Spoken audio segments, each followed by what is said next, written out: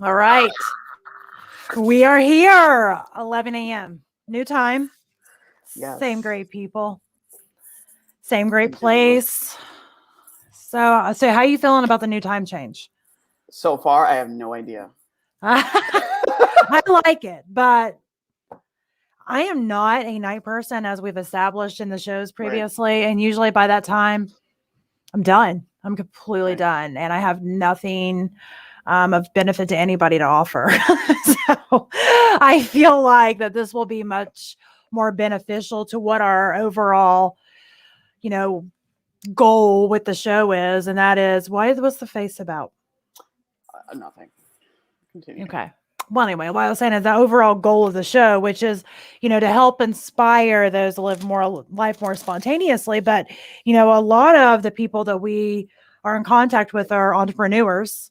Yes. They're entrepreneurs. They're, trying to figure out how do we balance this idea of, managing our business, managing our clients, customers, and managing our life. And, I think that's something that, we were talking about before we went on air earlier. It's a Hmm. constant struggle, and even when what needs done and what needs to happen to be able to get you to the point of, allowing yourself that downtime to be able to be spontaneous, like in your personal life, you do kind of fall off that wagon,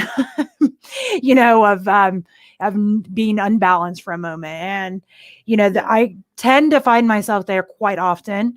And I think a lot of entrepreneurs and those that are entrepreneur minded, tend to do that same thing just because we are always thinking of all the ideas, and Yeah. so sometimes you can accidentally overpack your schedule, and you figure it out when you're at that overload point. Yes. Yeah. We got a hello Hello, friend here. Facebook user. Hello, Facebook user. Who are you, Please Facebook identify. user? Yeah. But yeah, you're absolutely right. I think even what the funny thing is, I don't know about for you, but like before you became an entrepreneur, did you kind of do the same thing though? Like did you kind of have the same habits as far as like taking on a lot more than maybe you should have? Yes.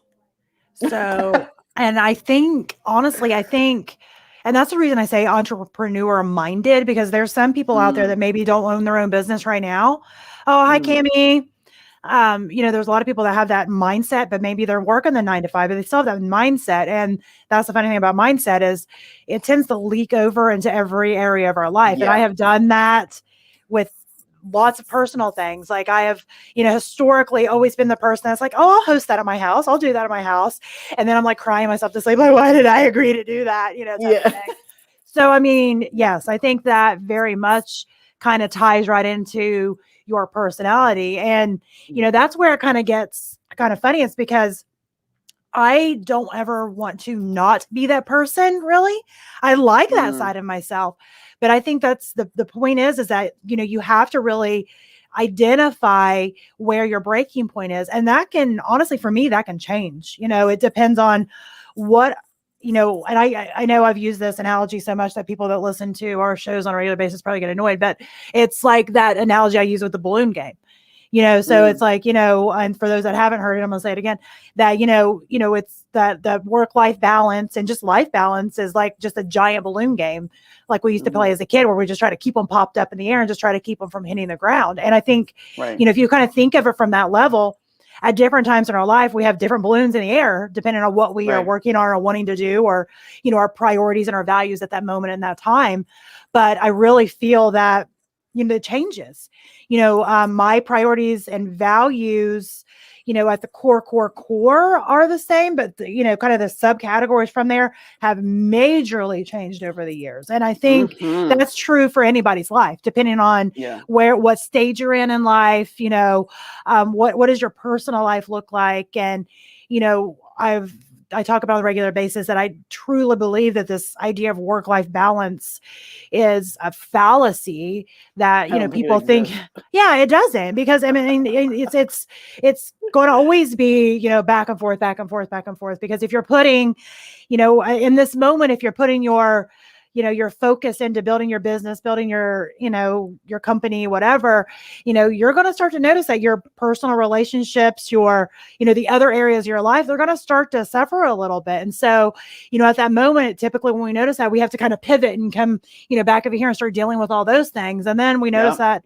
our business starts to suffer a little bit, and, it goes right back to that balloon game analogy. So I think it's really important, not only as entrepreneurs, but just as people, to really figure out, like, an audit, like, what are we doing in our life right now? What is, bringing us joy? What is this allowing us to live our best life? What is, bringing us the things that, are related to our goals, and what aren't? Because there's always going to be those moments that, we're going to have to do things that we don't want to do. That's kind of part of it. But if it's long term, that's where it becomes an issue. And, that you can find yourself in those predicaments quite often. I tend to, as an entrepreneur and somebody that, has lots of ideas and, does lots of things and has family. And, I find myself in those situations where I'm like, wait, I've done it again. I've taken on way too much. And now I have to take a step back and say, okay, what is moving my life in the direction that I want it to go? What is causing me the most stress? And is this a temporary situation? And if you're not sure, maybe even give it a timeline to say, okay, well, I'm going to give it 30 days, 60 days, 90 days, whatever, to be able to, get through the hard part of whatever the project is. And if it's still bringing that level of stress and, whatever, then you can decide, how to proceed from there. But, I do think it's really common for people that kind of have that mindset find themselves in that. Yeah. We want to do it all. We want to say yes to everything. We don't, because I think what it is the people that get in that space. We were just talking about this with Tim. It's like, we are givers. We give. If somebody says, hey, like me, like somebody could be like, yo, I'm moving a couch tomorrow. Can you help me? I'm like, yes, I'll be there. Knowing I drive a 2-door Mini Cooper. Like, it's like, we've had that discussion. Yeah. It's like, yeah, you helping somebody move with what? Yeah, with what? Yeah. But it's because we want to say yes, because there's a piece of us that we just want to help. We're genuine helpers. We want to be there, and we go all in. We're not like, how some people are like, oh, I'll help you. They're like, yeah, if they're going to, move the couch, they're like, I'll be the one to like direct you. And then they'll go out about their day. No, we're the one that wants to help you lift the couch. We want to help you put the couch in the back of your car. We want to help you drive to the destination. We're going to help you take the couch out of your car. We'll even help you with design. How can I serve? That's like, how can I serve? You hear how I talk to you. I'm like, how can I help? How can I help? And it's because we're genuine people. We want to be there. We want to be supportive. But I think that's the thing. It's like learning boundaries. Yep. I even had to talk about this with my niece, because I was starting to learn it, because I had zero boundaries. Zero. Like, somebody said I need help. Yes. Knowing I have 10 things to do that day. Yep. 10 things. I'm just like, yep, I'll do it. I can totally do that. Yeah. No problem. Yeah. And then by the end of the day, you're just like, oh my God, I can't take it. But then tomorrow somebody's like, hey, can you support me? Yes. One eye open. Yes, I can. I will be there. Yeah. And I think that's okay to a certain limit. That's what, I was saying, like, limit thing. Yeah. I don't ever want to not be that person. That's who I am. I am a helper. I want to help. I love to help. It also brings me joy. It really does. It fulfills me to help, to be of service. Right. But there is a breaking point to where if you take on too much, you're giving what you can't afford to give, and almost think of it like, because you have to budget your time like you budget your money. So think about, if you've got $1,000 in the bank and, you want to spend money on these different things. Well, you can't go over $1,000 because if that's all you got in the bank, right? So it's the same thing with your time and energy and mindset and all these things. You have to figure out, what, is important in your life. And even if you start out trying to do all these things because, they are bringing you joy, but it's too much. It's causing your account, quote unquote, to be overdrawn. In the long time, in the long term, in the long time, you're going to have to figure something out, because you can't do that. That's not something that is sustainable. That's not something that you can do for a long period of time without having adverse effects, and I think that is the issue. And, people that do have our personalities, we find that is a common reoccurrence. And I think that is why it's so important to constantly be out auditing your life, because it's so easy for people that have that serving mentality. Hi, Hannah. And that, helper mentality to fall into this rut of only helping, only serving, only helping, and always serving, until we're so far in the hole, going back to that bank analogy, we're so far in the hole with money, we're negative at this point, that we start to get resentful, and we're tired, and we're not our best self. We're not our best self even. Yes. And I mean, and it's funny. I know. Isn't it funny? And even when that, even when I've taught that, I teach that, I have had people pay me good money to sit and say these very things to them.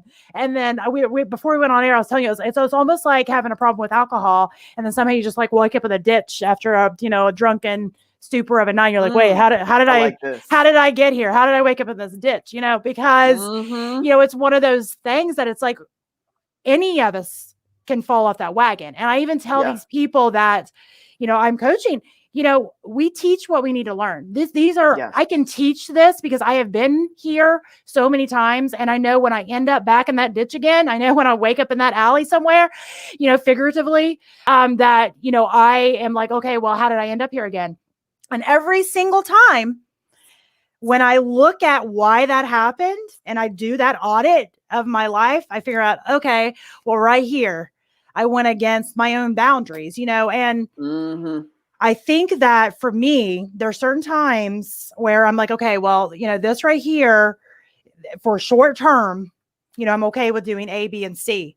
But after this term, and you have to figure out, what that number looks like, or that those boundaries look like for your life, your whatever. But for me, I know what it looks like.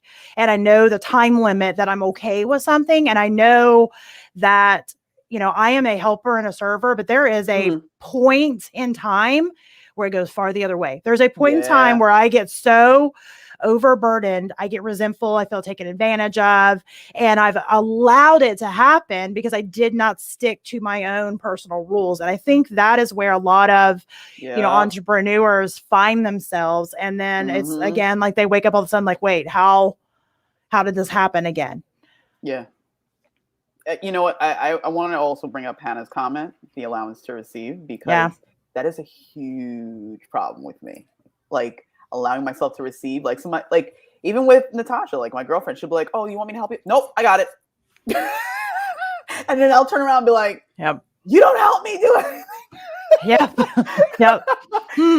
And I had to realize that. But I once I realized it, I'm like, okay. And then I had to express to her what my issue was. Like, I tend to do this. And you know what? We actually start to communicate better. Yep. Because she'd be like, look, I generally want to help you. It's not a problem for me to help you. And I don't want you to be in the space where you're like, I'm not helping you when I offered to help you. And I'm like, you're absolutely right. Please help me. You know what I mean? Absolutely. Hannah says, I feel a lot of people don't realize the value of slowing down to 0 point or yes. a point or a point. Yeah. Yeah. Well, and I think and I think that is a problem. And I know, Stacey, you and I had a conversation. If I had to list Maria's biggest problem, it is the fact that I am terrible at slowing down. I am terrible at allowing for rest. And I know this. And it's almost like, when we think of wellness, and we talk about wellness on the show also as well, but because it all kind of boils down together to make us who we are, right? And from a wellness standpoint, I've never had a problem with eating healthy. I've never had a problem with exercising. Those are not my problems. My problem is probably more, it's probably more of a disadvantage just because I have a problem resting. And people, like Hannah mentioned, they don't realize, just from a wellness standpoint, a mindset standpoint, a hormone standpoint, weight management standpoint, a happiness of life standpoint, all the things, how important that is. And I know that. Again, I've taught that. But I struggle. That is my biggest struggle of my whole life. That is my addiction. It's my addiction. It really, really is. It is my addiction. I have to, you get in my calendar, so you see it. I'm like yoga. Like, I schedule appointments with myself because I know that I have to do that, because I know I'm going to come up with 5,000 excuses to not rest. I will go to the gym. I have no problem, exercising. I'll eat healthy. I'll plan it. That's not my problem. My problem is setting and allowing meditation, setting and allowing, for yoga, setting and allowing time to do absolutely nothing. There's always a goal related to every single freaking thing that I do. And my hardest problem is doing something just because. And I know, especially in the entrepreneurship world, that's the opposite of what a lot of us are taught, because you don't have my addiction, because, when you're thinking of a business standpoint, you don't want to just do just because if you do that, large term, that's going to lead to failure. But I'm talking about just for me, and the fact that my problem is not resting. My problem, if I go out in the woods, my goal for the wood, I've got a goal for being in the woods naturally, and I have to make myself say, no, we're just going to sit here and and just be. And that is hard for me. Literally, that's my life. Yeah. You know what I mean? And that's why I asked you in the beginning if this was something that you used to do even before you were a business owner, because I had to ask myself that, because I did it when I worked for someone, because I want to do everything, because I have so many ideas. And I just want to see it happen, because I feel like it could be beneficial. You know what I mean? But the thing is, it can't all happen at once. That's the thing. Because in my mind, there's 40 of me. There's not 40 of me. There's only one. Yep. And then I had to realize, because Maria, I took what I did there and I was like, it was the job. You know what I mean? And then I have other opportunities. I'm like, wait a minute. I've been here before. Why is this happening? You know what I mean? And then, I have to say, like, even from seeing how you schedule things, I start to realize, like, oh my God, am I at the point where I have to schedule time for myself? I remember when I used to just come home and play video games all day. Like, that's all I did. I would nothing like what I considered productive, like something like in motion to see an outcome. It was just like video games. So then part of me is like, either I do everything or nothing at all. And then when I'm not doing anything, I'm thinking about all the things I got to do. And then when I'm doing all the things I got to do, I think about doing nothing. So I'm just like, all right, how about we schedule this out? And then little by little, I'm like, oh. And just like in your podcast that you just had come out on Tuesday with Denise Eckert, talking about burnout and balance, like, I was like, holy crap. She's like, yo, do these things in bite-sized pieces. Yep. And I realized, quick story. So I had a storage unit some time ago. And you know how storage units are. You put everything in a storage unit, you kind of forget about it. You don't even use half the stuff. And it's just there. You're just paying for it. It just goes click, click, click. Yeah. So then one time I was like, I got to the point I was like, I'm not paying another increase. I am not paying another increase. This is not going to happen, because I could be putting that money to something else. Absolutely not. And I went to the storage unit. I was like, do I really want to get rid of this? Because that means I have to clean it up. Yeah. Where's all this stuff going to go? And I said, how am I going to do this? And you know what I did? I actually made out a schedule. I said, you're going to break it out into little squares. And then eventually, I actually took a picture of the empty storage unit. I was so proud of myself, but that's a skill that I learned. I just need to apply. But taking things, so let's say you got a project, bits and pieces. You can't do it all at the same time. You're one person. If, just like Hannah was saying, if you have the ability to ask somebody for help, receive that help. You can't do it alone. Like, some people be like, seeing these big businesses, they're like, wow, so-and-so's a CEO. They must be doing it all. No, they have help. Yep. Everybody's moving the bus. You know, Absolutely. sometimes you got 6 people pushing the bus, sometimes it's 10. You know what I mean? But as long as the bus is moving forward, eventually in time it'll get done. It's not going to get done in one day. I literally have to tell myself that. I know you No. want to get it done. It's not going to get done in one day. And I think that it's important to keep reminding ourselves of that because Yeah. we all have our own internal voices, our own internal Mhm. struggles. And if we, look at our past life and how we grew up and, traumas we may have experienced, all the things have, come to create this human being that we are today and how our mind works and how we process things. And, a lot of times people that have a hard time kind of receiving, as Hannah said, allowing to receive, there's some trust issues, a mega trust issues involved in that.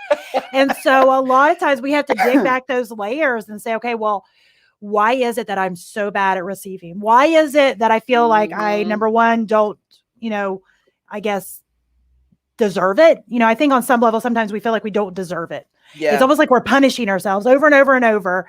Yeah, exactly. And then, maybe sometimes it's that, okay, well, last time that I, tried that, then it blew up in my face. And so we kind of create these internal narratives that we tell ourselves. And, I think that's exactly why I know I keep saying this word audit, but I think it's so important to slow down, rest, schedule time for yourself, but also schedule time to sit and say, okay, where am I feeling stress? Where am I feeling fulfillment? Where am I, feeling that, this is something I wake up and I think about it, not because I'm stressed about it, because there's a difference, but because I'm so excited to do it. What are the emotions that are tied to these things that I'm doing? Because, while it's not realistic that every single thing that we choose to do is going to be something that brings us joy. Most of the things should. I will never feel joyful about paying taxes. It's just the way it is. I realize there's a reason for it and whatever not, but I'm not gonna be like, yo, right, let's get this done. It's just gonna, but I should be able to get my mind wrapped around that this is just one of those things that I can be happy that I'm able to check off. And I think sometimes it's figuring out what is my expected emotion from this? What is my expected, outcome from this? What are my expectations related to this? Because, every single time that there is, a discontentment or anger or whatever, it's always going to be tied back to our expectations. Right. And it's always going to be tied back to the emotions we feel because of those expectations. And, you can put that into perspective with personal relationships, with our own internal dialogues, with our business relationships. It doesn't even matter. You're always going to tie it back to, these expectations. And I think that's why it's so important. We have to ask ourselves, what are our expectations and why? Right. And if we don't know that, then we're going to have a really hard time relating that with other people. And we're either going to give too much or give too little all the time because we haven't audited to figure out, why we're even wanting to do this. What is the purpose? What's the outcome? What's the end game? Yeah, absolutely. I think that's the major key. It's really checking in with yourself, because you could ask Joe Schmo what he does, but how do you know that works for you? You know what I mean? Maybe it doesn't. You know what I mean? Like, remember when we would talk about, like, you're like, why are you getting up so early? Yeah. Like, because in my mind, I need 50 million hours. Like, I need to work 23 hours a day, like, in my mind. Because, and also from, my upbringing, my parents are Jamaican, they're West Indian, they're hard workers. And I put that in quotes, not to say that they're not, but they're people. It's not, they don't like call out sick. You know what I mean? Like, they don't take a vacation. It's, you work Monday through Friday. And then on the weekends, you do housework. There's no break. You know what I mean? And if there is a break, it's they're passing out. Like, they're just not there. You know what I mean? So I'm taking all this in. And I'm like, okay, what's a CEO wakes up at 4 a.m.? You know what I mean? Like, I'm thinking I got to do it all. But then I had to realize, like, oh, what if I could still get things done? It's time management, not necessarily getting up at 3 a.m. You know what I mean? And I had to realize that. But then part of me is like, get up early. And I'm like, wait a minute. How about we sleep in today? Because we were up late last night. Okay. Exactly. It doesn't make any sense that you sleep 2 hours and you get up, because now you're not going to work at the cylinders that you need. I call it like firing at all cylinders. You know what that feels like, right? Oh, yeah. You know what it feels like when you're like on, and I'm like, I can't get that if I slept 2 hours. It's just not going to happen. Exactly. I mean? And then if I don't do my best, then I'm going to be like, how dare you? Like, when is the cycle going to stop? And then that's where it starts this downward spiral. If you suck, why? Then you're like, well, why do I suck? Well, I know. It's because my husband kept me up last night with his freaking snoring. And then it's like, you know what I mean? So it causes this downward spiral, when in reality, we could have stopped a lot of that by asking ourselves, why do you want to get up early? Now, I shared with you, I'm an early riser, naturally an early riser. Don't need an alarm. I'm naturally stalker. No, I was kidding. I'm Michelle. I'm naturally an early riser, so that's fine. But not everybody is, and I know a lot of the gurus out there are like, "Oh, if you want to be successful, you got to get up." That works for them. That doesn't mean it works for you. And that old saying that's used a lot because it works is, you can't take a square peg and shove it into a round hole. Figure out what works for you. If working for you means getting up at 9 a.m. and you're productive all day long and you want to go to bed at 11, great. If you're like me and I like waking up early, but I'm pretty much ready for bed at 9 p.m., then, whatever. You're ready for bed at 7. I am really ready for bed at 7. That's where my, I mean, and that's the thing. It's what works for you. And there may be certain times, then it's going to happen that you don't get to choose that, because there's been times where I've had sick kids, or I've had deadlines on something, or whatever. But the key is you don't want to stay in that space where you're doing things just because. You don't want to stay in that space where you are doing things that you are allowing. Sure, come in here, you can give me a hug. Don't trip over my bag and die, though. Yeah, I want to see Michelle. Michelle, come on in. So anyway, you want to make sure that you're not staying in that space. Yeah. So that's the key. That is the biggest key. It's so funny that we discussed this, because even in the episode, and I encourage you guys to check it out, because it had a lot of information as far as how to recognize like these signs of burnout. Let's say hi. There's Michelle. Hi, Michelle. How's it going? She can't hear you because I got these on. This is Jillian. That's her daughter. Jillian. I could tell you guys look exactly alike. Yeah, they're twinning. She said you look just exactly alike. Literally twinning. So this is Michelle. She's one of our. She comments Michelle. all the time. Yeah, now you get to meet Michelle. Well, meet Michelle. We appreciate it. Seriously. Yeah, absolutely. Nice to meet you. Really great to see you all. Nice to meet you too. She said, "Nice to meet you too." Oh, I forgot. Oh, can you? Oh, it's in there. Okay, she's in there listening then. Okay. Awesome. Thanks for letting me in. Yes, absolutely. Thanks for visiting. Yes. So this is our first fan appearance. So there we go. Yeah. It's like you too can jump in. I know. We'll just watch from the outside. Have fun. Thanks for coming. I'm assuming you're at the coffee shop. We are. It's good. Good. I'm glad you all enjoy. Yes. Good stuff. At the vault. Yeah, at the vault. So a lot of people that are local know that we just opened our coffee shop. The 19th, I think, was our first opening day. Yes. So that's been going well. It's we right need to outside get like a vault here. ad up here. I want a vault ad. Yeah, that'd be good. And so I could see the logo for that. But that's been pretty exciting. The coffee. Just pretty exciting. Yeah, it's spoiled me, which was my goal. Back to like auditing your life, right? And figuring out what are the things that make me happy, what are the things that don't. And I really, I love being able to have a great cup of coffee. I'm not nothing against people that love Folgers and Maxwell and all that kind of crap. I'm about the experience. I want the most like fragrant coffee. I want the best tasting coffee. I want it sourced from an area that I can research and, I can see the farmers' faces and that seed to shelf, type of thing, or bean to shelf in this case. I think that those are the things that I love and I love to get behind. And so, it kind of goes back in with what we were talking about just with auditing our life. What is important to us? What is stuff that brings us joy? And how can we literally craft our life in such a way that at least most of the things that we are doing, it's for a reason that brings us joy. Chai latte and vanilla frappe. So Yummy, I haven't yummy. had a chai latte in so long. Come I to think Ohio. I am Come. not going to have one until I go to the Great. vault. Like Come here and literally. I'll buy you one. I will buy you one. Thank you. You're welcome. So as soon as I see you, I'll buy you one. Yeah, I And want to come there then so we could do this like live. we can. Like, We should do it take a live. little- Well, yeah.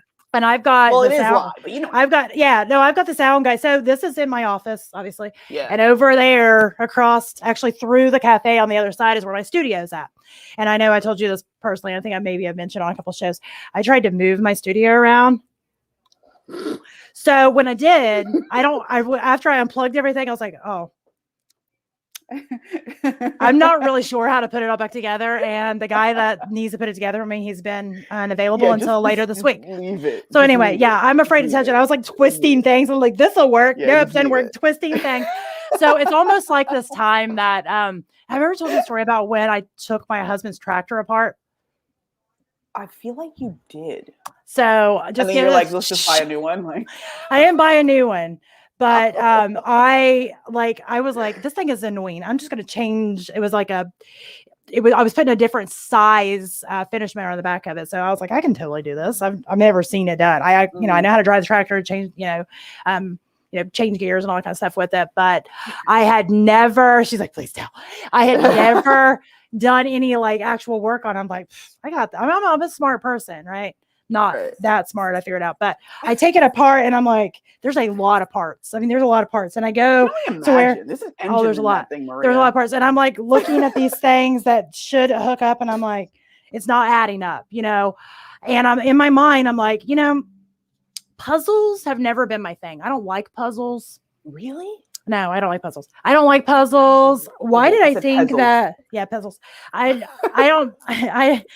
I think that I would this would be my thing, my jam, to take all this apart and then look at how do I put this back together, right? So I ended up having to call somebody to help me because it was a mess. And when he got there, because my husband was out of town, that's a whole nother side of that. I was like, I've got to get this put back together. I'm calling a friend. I got to get this put back together for Chad gets home. He's going to kill me. And they came, he's like, what did you do? So, I mean, it's I loathe puzzles too. See, me and Michelle, we both loathe puzzles. I don't like them. Why do you love puzzles? You know what it looks like. I've always been, yeah, you're right.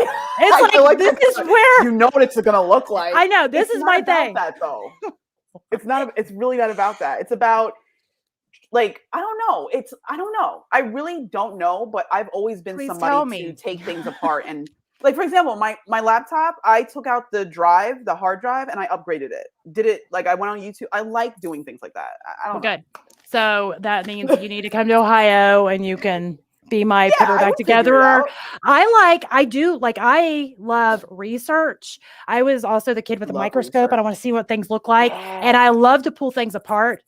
But I'll be honest, at that point, I'm like, I can imagine you taking something apart and then just getting a broom and a dustpan and just pretty much it up. Like, all right, we're done with this. Once I figure out oh, this is how, okay, that makes sense. And then it's like, I don't need it. And that's kind of how it is with puzzles. You buy this puzzle with 5,000 pieces and it has the picture of what it's supposed to be on the front. So it's like, what's the point in putting it together? When it gets done, it's like you already seen. It's not even a surprise. It's not like, oh, if I did a puzzle, it would need to have an element of surprise. It would need to be like, oh wow, look at this picture I made. How would you put it together? That makes it more challenging. How is that hard? It makes it more challenging. Why? But that sounds better to me. Okay. Sounds better to me. Let me tell you something. Let's think about this for a second. So you have a puzzle, right? Yeah. A lot of the pieces can actually fit sometimes into other pieces. So if you put it together and you don't know what it looks like, well, you should be able to figure it out at that point. I think you put it together and it's like, okay, well, there's this over here. This should have gone over here. I don't know. I just don't do puzzles. I don't do puzzles. My husband's family, they do a lot of puzzles. And when I kind of first came in that family, I was like, they would even buy the puzzle glue, and they'd paint it together and they'd frame it. And I'm like, literally, why would you just go buy the picture of what they took to make the puzzle? It's fun. Natasha and I had this puzzle because I used to get this subscription called Loot Crate, and it would come out with different things like socks and geek stuff, right? Mm-hmm. So it came with a puzzle, and I was like, I used to sit there and be like, I wish I had somebody to put this puzzle together with. So when Natasha moved in, I was like, yo, do you do puzzles? She was like, yeah. I was like, boom, boom. boom, boom. You know what I mean? So we like put the puzzle together, and then we got like the sheet, but then now we have to like put it on cardboard and like do all this stuff. But then we have to get another puzzle. So I'm really looking forward to that. I'm trying to be excited for you. You're like, yay. Let me channel. Not. Okay, no, I'm excited that you're excited about that. You know what it is? When I was growing up, I didn't have anybody. Like sometimes, like my brother and sister would play like board games, like Life and Monopoly. Monopoly is my all-time favorite game, but I didn't really have a lot of people to play board games with. And I love playing board games. I think it's a great way to connect with people and like just have fun. You get like, I also don't like board games. This is telling a lot about my personality. I don't like board games. I don't. Right. It's like, why go to these spaces? Like I'm telling you, this tells my personality. You're playing Monopoly and you're earning fake properties and fake money. And to me, like I've played it with my kids, but it's like that point. It's like, will you sell this? And I'm like, sure, why not? Because I don't care because it's not real. It does not affect my life at all. I will play the game to make the kid happy, but I'm not invested in the game because it's not real. It's not real. Phone. Okay. Monopoly has caused some wars in my family. Really? There has been some knockdown, drag out fights. Because they fight over the rules. They fought over. Actually, my oldest daughter and my husband have literally got into it in the past about freaking board game after Monopoly. For a long time, I was like, Monopoly is not allowed in this house. We are not playing Monopoly.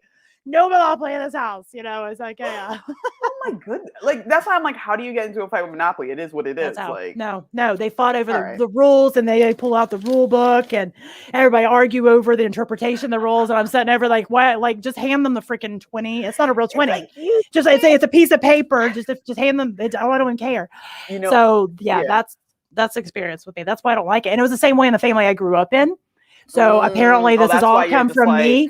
Like I like it has, it's my DNA. It's my DNA causes this. So I'm trying to stop. My DNA. If I can write this in my will that my future, grandchildren, great-grandchildren, if they don't even start the cycle of Monopoly use, I feel like that will make, generations to come way more fulfilled in their everyday life. We gotta look into that because I don't understand how you get into it. Like to me, it's like the rules are the rules. Like how do you? But whatever. No. No. But I'm curious to know if anybody in the chat or anybody that's watching, like, what tips do they have for aiding in helping to prevent burnout? I'll share one. So funny thing. So Natasha and I started to do this 21-day meditation. It's with Oprah Winfrey and Deepak Chopra. So it's on Spotify. I'm pretty sure it's on Apple Music, but I started doing that because I used to meditate. I used to meditate every day for an hour. And I was just like I'm talking like I had the beads. Like I used to go to work with like I was just like, hey guys, everything's totally fine. Like I used to just speak like this occasionally. And then eventually I just stopped meditating. I just stopped. I have the singing bowl, everything. I just stopped. And it's because I start to fill up my meditation time with work. Just like we were talking about before. It's like you get into this cycle of doing things, and then all of a sudden it's just like little by little, you're like, how did I get there? What? I'm burning out again? So I started meditating again. So I think I'm on day 6 or day 7. But meditation is a great way to ask those questions, right? Like, am I overwhelmed? Yep. Do I need help? What's going on? What am I really feeling? Because sometimes, let me know about if you feel like this, Maria. Like, you ever get upset or frustrated, and you didn't realize like how many layers of like frustration. And then when you really sit to realize what the problem is, you're like, oh, it's because you didn't acknowledge my feelings. Like it's not even about the thing that's like up here, like you didn't take out the garbage or whatever. It's like, I don't feel heard. Yeah. Yep. Like I've had those moments. I'm just like, oh. So I think sitting with yourself and meditating sometimes not only can connect to that, but like help you to find out what the source is, because now you could start the process of, all right, what can I do to aid in this? So if you want, like, share with me what you've noticed about yourself. I don't know about anybody in the chat, but I know for me, you hit the nail on the head with all that, because I do that a lot. Because and even like my husband, obviously, if you've got a significant other, your significant other typically gets a lot of that. I even had my husband go, "Why are you so upset about this?" I'm like, "I don't know. I just am," And when I ask myself that, it's the same thing. It's that I'm really, stressed out, and I'm stressed out in other areas of my life. And then, he didn't acknowledge something I said, or, whatever stupid reason. And then, like you said, if you dial back, there's a lot of other underlying issues to why we feel the way that we do. And I think that all kind of ties in together to figuring out, what your spontaneous life looks like, what your best life looks like. You need to dial that back to figure out, okay, well, what do I expect? We talked about expectations earlier. What do I expect in life, and why do I expect it? Like, what fulfills me? It's almost like that book, like the love languages. I mean, you can use that on personal, but if you actually take the same concept, you could apply that to business, to anything, because we all have our, love languages in personal relationships, but we have our, love languages, quote unquote, in the business world too, on what we expect and what makes our business relationship feel like good business relationships, and vice versa. And I think knowing those things about ourselves is important to be able to establish those boundaries.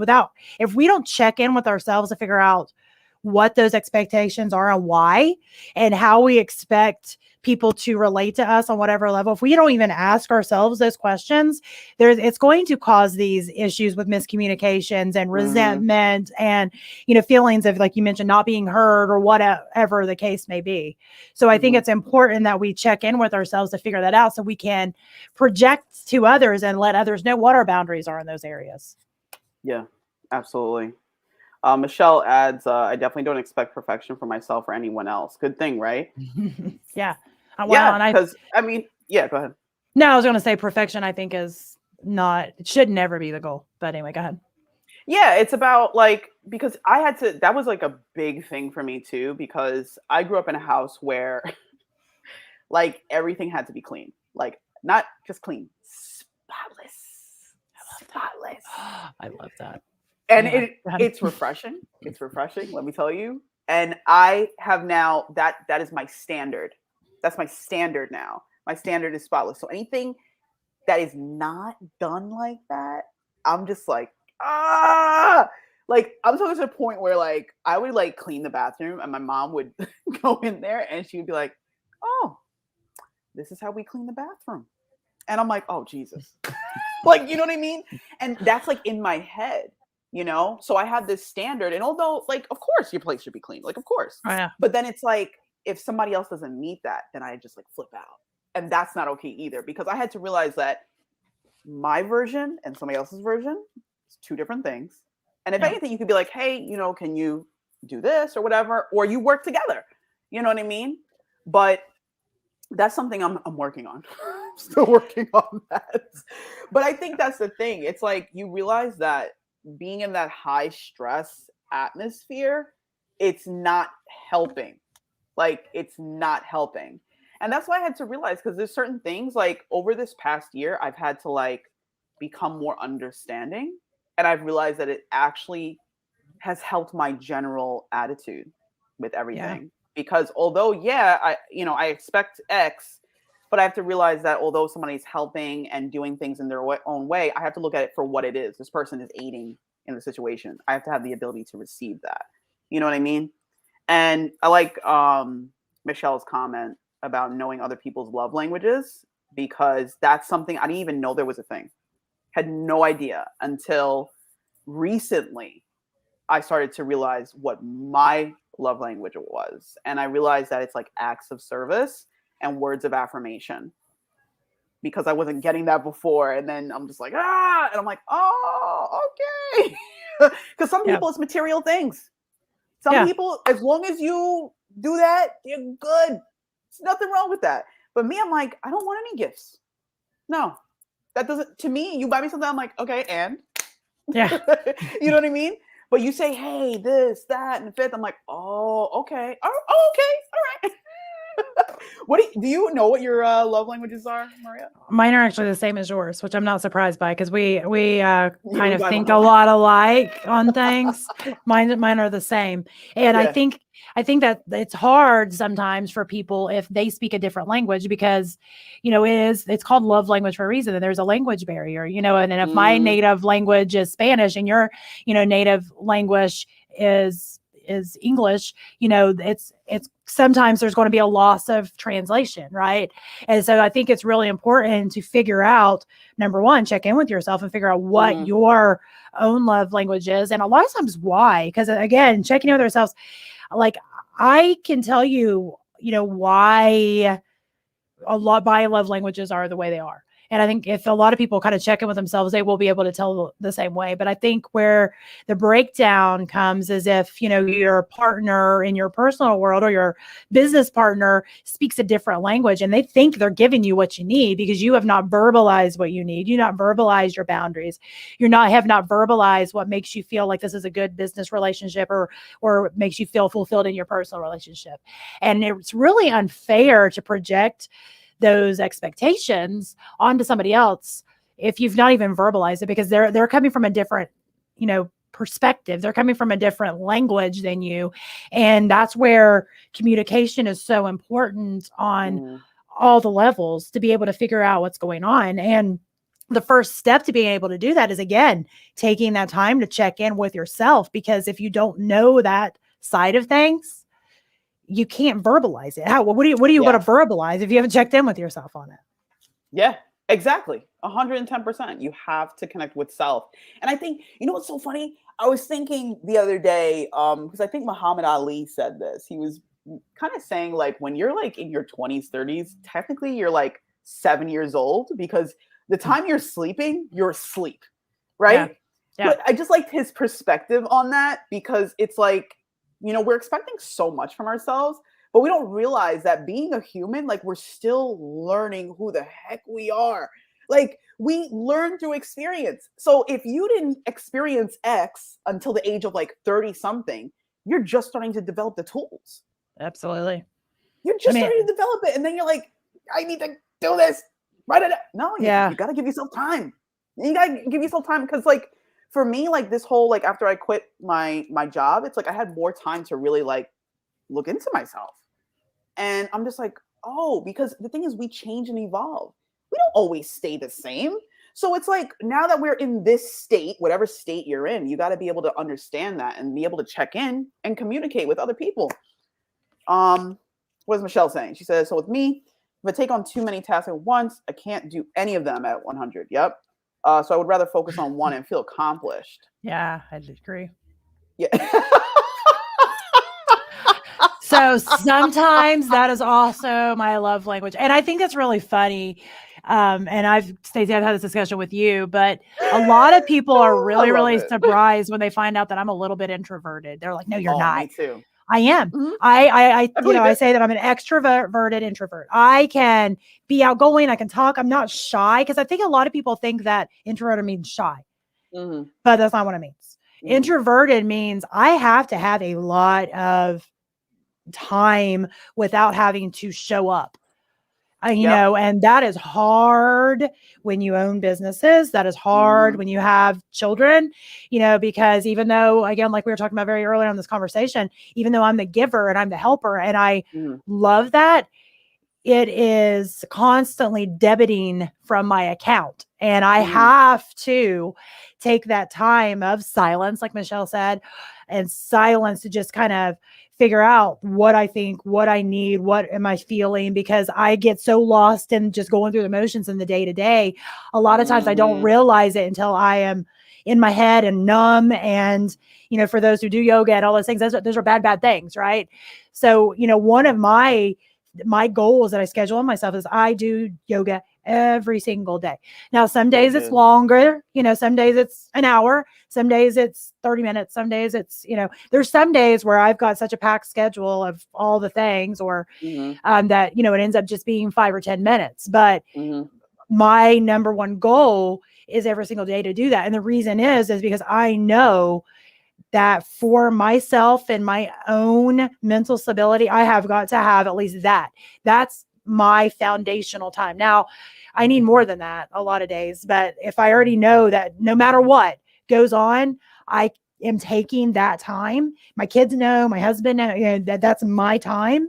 Good. Then that at least gives me that foundational piece. And I think it's important for everybody to have those things. For some people, it may be yoga. Some people may be just sitting and reading, or just sitting and thinking or being, or, whatever. Yeah. But I think it's important. Absolutely. Having that time for you. And that's why I mentioned, like, the meditation thing, because I realized that that's something I need to get back into a regular practice with, because it actually, when you have whatever that thing is, like that time for yourself to do whatever it is you need to do to kind of reset, in a sense, like that trickles into the rest of your day. Like it's kind of like a force field. That's how I see it. It's like a force field of awareness, and you kind of are like, what's going on. But if you don't have that time, just like you said, because I've gotten there before where you're numb, it's like you just feel like things are happening and you're just like, okay. And you get ho-hum. And then a lot of times in those moments, we react to things instead of acting, because we're so bogged down from all the things. And like you mentioned earlier, that you blow up and it's over one thing, but really it's about something else. The same thing. When we get to that point of being numb, we're like, I know with me, I'm ready to quit it all. And know what I mean? And there's been times where I'm like, I'm just done. And it's because I've let myself get to that point of being so numb, so bogged down, so exhausted that I can't even finish the thought process to figure out what the next step is to get myself in that place where I don't feel like that anymore, that I'm just ready to throw up my hands and walk away. And and I've talked about this with you a lot too, is that I am a big believer that even though, a lot of people's like, never give up, never quit, blah, blah, blah, there's times for that. And there's also times where quitting is the best thing that you can do. Yeah. I am that believer on those things, because sometimes, we have to ask ourselves again, why are we wanting to quit? Is it because I feel like crap today? Is it because I'm just stressed out today? Or is it that I am chasing this and it's not what I really want? Because in those moments, I think quitting is the best thing you can do. Heck yeah. I mean, to even talk about my experience, that's kind of why I wanted to rebrand my show, because I realized that although for a season in my life, that's the vision that I had to realize, well, I changed. You know what I mean? That's not, and I think part of me felt like I had to stay on that because that's what I'm known for. And that's what people are connecting to. But I had to realize, like, wait a minute, what are we doing this for? Why? Who? Like you always say, who is it for? So I was just like, okay. I had to like literally sit with myself and write it down. Like you said, brain dump. I was like, just get it out, just get it. And I had to like look at it and be like, what's going on here? And I was like, oh, I want to help people. Help them do what? Connect with themselves. How do you do that? Oh, what I was trying to do before, which is speaking engagements and writing a book and blah, blah, blah. But how does that happen? Where are we going to start? Where are we going to start? And that's what I had to do. And I had to let go. Like I had to just like, and it's like part of you wants to hold on, but it's like, just let it go.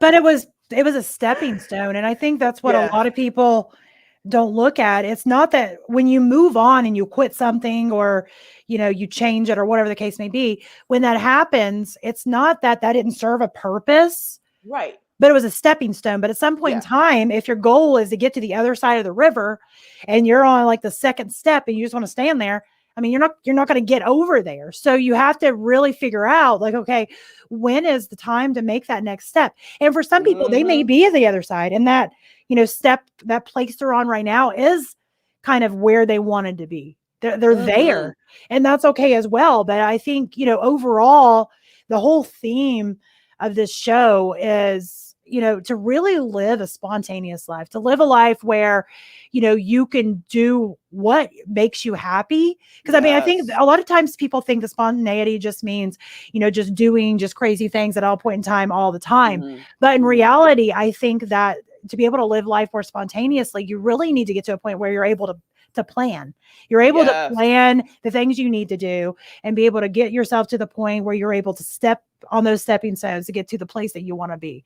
So I Right. think, overall, being able to do that, step one is checking in with yourself, auditing your life, and figure out where are the things that I'm not able to show up like I'm supposed to show up. Where are the items that are kind of holding me back from living my best life? Mm-hmm. Absolutely. Yay. Absolutely. You leave- Look, we're gonna have some. Oh, you're having kombucha? She's Oh, drinking man, some I kombucha. I would totally love some kombucha right now. She wants kombucha. Come to Ohio. Yes, come to Ohio. We'll have a lot of fun. So just come on. Just come to Ohio. Yeah. I'm gonna just start walking. Give me a minute. Yeah. Bye. Right. Bye. Bye. Bye, Thanks Michelle. for coming. Yeah. Thanks for letting me bomb your Oh, man. Absolutely. podcast. Absolutely. Heck yes. But yeah, Michelle's great. She's awesome. Really supportive, and I appreciate her. And that's the thing I love. Yeah, there's some people that we've connected with this show, and some people have even, kind of reached out, email and whatever. And, I think that's the big thing with doing shows and doing podcasts. It's kind of part, therapy, honestly. It's like, it's sharing your internal, Mhm. struggles and triumphs and trying to help inspire those other people. But it's also connecting on a level that it's before podcasting, you weren't able to connect with broad spectrum on that. Yeah. Oh, so, I mean, I think that it's those things that, it builds community. Yes. It really Yes. does. It's important. It It's is important super to important. connect with other humans in a human way. And I think it's so funny that we're even saying that in this day and age, but I think we have to, because with this is an awesome invention. Yeah. It really is. But we don't realize how much it actually disconnects us sometimes. Absolutely. And sometimes it's good to have where in this moment, like we're online right now talking to everybody, but it's cool to be open and honest with what you're feeling, because another person could be going through that same thing. And it's like, oh my God, I wish somebody heard me, because I'm going through that. I thought I was by myself. Sometimes we actually think we're alone. We actually absolutely. think we're alone. And I think especially this episode talking about burnout and trying to understand that there's balance, but it's really not balance, but it's kind of there, but not really. It's really about finding the moment Balancing. where I think in a sense, the balance is the river. It's a river going between some ebb and flow. And that's really what it's about, because there's going to be moments where you're like, yeah, sometimes you'll be like, oh crap. But it's at least knowing that, one, you can do it. Two, set those moments aside for yourself. And three, ask for help. Hopefully somebody's there to help you. Absolutely. Well, and that's the thing, like, if there's not, you need to figure out, is it still stuff you want to do? If it's too much, is it still stuff you want to do? Is it something you're going to hand up to somebody? Or is it something that, again, it's time to quit that because it's not serving the purpose anymore?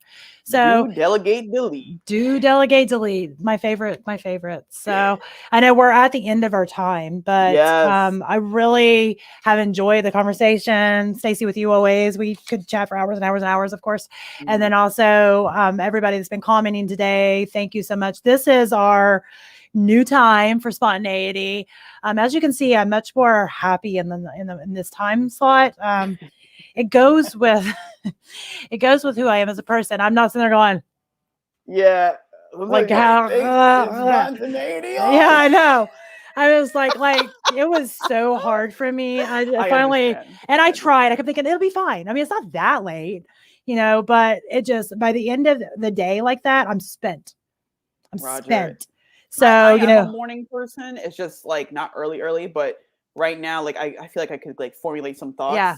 Sometimes 7 a.m. for me too. It's just like, okay. So that's the reason I think this is a good time.